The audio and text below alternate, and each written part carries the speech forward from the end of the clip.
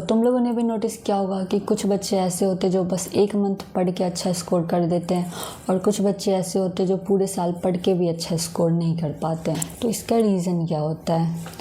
तो इसका रीज़न होता है वो कुछ ऐसे टेक्निक्स यूज करते हैं ना जिससे वो लंबे टाइम तक किसी भी चीज़ को याद कर सके। नॉर्मली लोगों की प्रॉब्लम क्या होती है कि याद नहीं हो रहा है, कुछ लोग को याद करने के लिए बार बार रिवाइज करना पड़ता है, बट अभी जैसे एग्ज़ाम्स 2 मंथ्स में है तो उतना टाइम भी नहीं है याद करने का।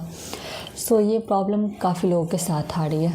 तो इसे कैसे ओवरकम करें? तो first thing is train your brain. Train your brain इसका मतलब क्या हुआ? जैसे तुम्हारा जिसमें इंटरेस्ट होगा ना वो चीज़ें तुम्हें ईजिली याद हो जाएगी, ठीक है।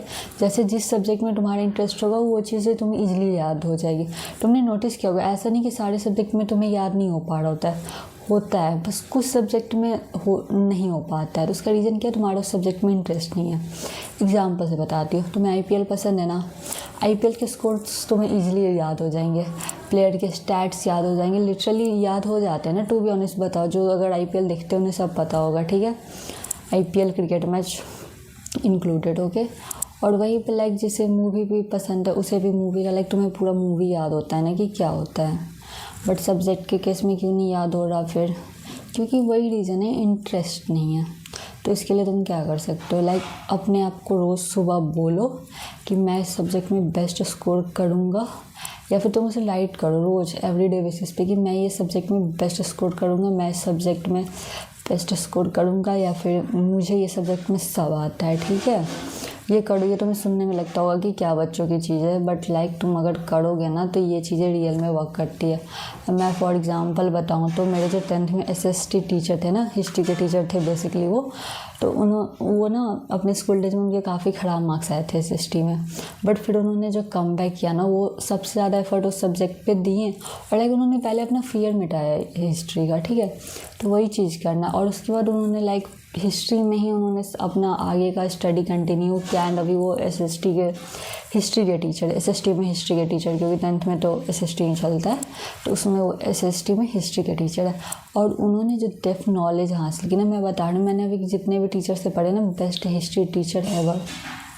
जो नॉलेज वो शेयर करते हैं ना, जितना डेप्थ उन्हें पता है हिस्ट्री के बारे में, वो नेक्स्ट लेवल है, ठीक है। तो उन्हें भी स्कूल टाइम में वो सब्जेक्ट नहीं पसंद थी, फिर भी उन्होंने उस फियर को ओवरकम किया। तो फियर को मत ओवरकम करो, कॉन्फिडेंस लाओ कि मैं इस सब्जेक्ट में बेस्ट स्कोर करूँगा, ठीक है, या करूँगी। ये मेजर थिंग है। जैसे उन्होंने अपनी हिस्ट्री को ओवरकम किया ना, अभी वो टीचर है। मैं ये नहीं कह रही कि तुम उसी सब्जेक्ट में पूरा टीचर बन जाओ या उसी में अपने मास्टर्स एंड PhD करो, बट अपने फियर को ओवरकम करो, सारे सब्जेक्ट में कॉन्फिडेंट रहो कि मैं कर लूँगा। Major thing is be have confidence.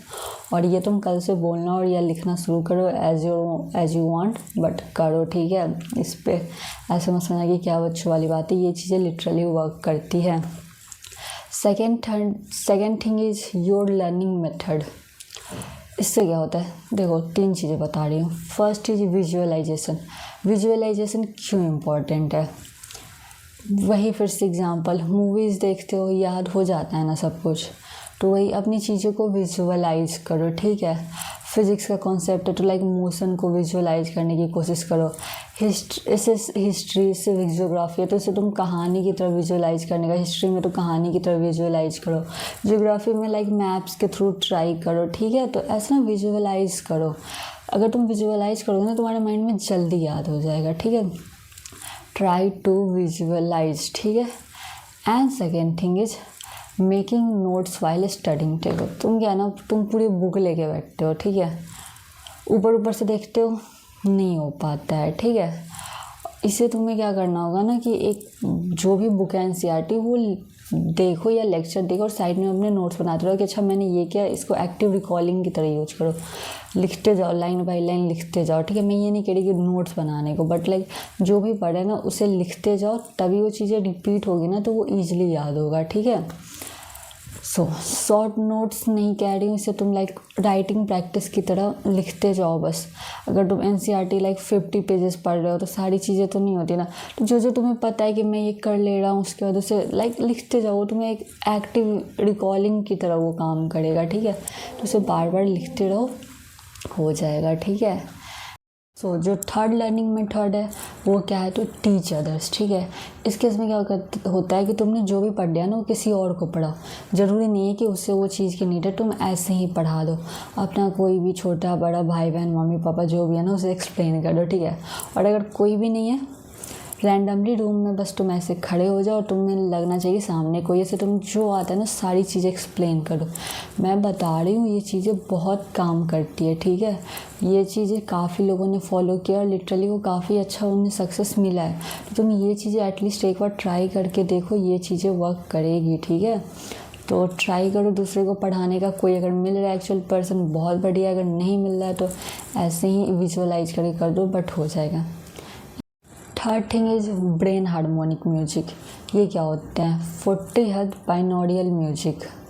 इसका क्या होता है, लाइक तुम जब भी डिस्ट्रैक्ट होते हो ना तो ये म्यूज़िक तुम्हें लाइक डिस्ट्रैक्ट होने से बचाता है, तुम्हें फोकस्ड रखता है। ठीक है, ये ऐसे ही नहीं है, ये साउंड्स ये इस पर साइंटिफिक रिसर्च हो चुकी है। ठीक है, तो जो ये हार्मोनिक म्यूज़िक होते हैं ना वो तुम्हें लाइक फोकस रहने में हेल्प करते हैं। तुम ट्राई कर सकते हो इनको चला के, एक बार तुम देखना यूट्यूब पे, ये इजीली अवेलेबल होते हैं। नहीं तुम्हें मिल रहा है तो मैं लिंक भी दे दूँगी, अगर तुम चाहो तो कमेंट कर देना, मैं लिंक दे दूँगी। तो इस म्यूज़िक को सुनो, तुम लिटरली मैं बता रही हूँ ना तुम फोकस फील करोगे। ठीक है, ऐसी ये चीज़ें नहीं बनती, इस पर साइंटिफिक रिसर्च होता है। तो तुम ये तीन चीज़ें फॉलो करके देखो, मैं श्योर हूँ कि तुम्हारी मेमोरी पावर पहले से बेटर होगी। ठीक है, और बाकी सब्सक्राइब कर दो for all the updates and methods to score good.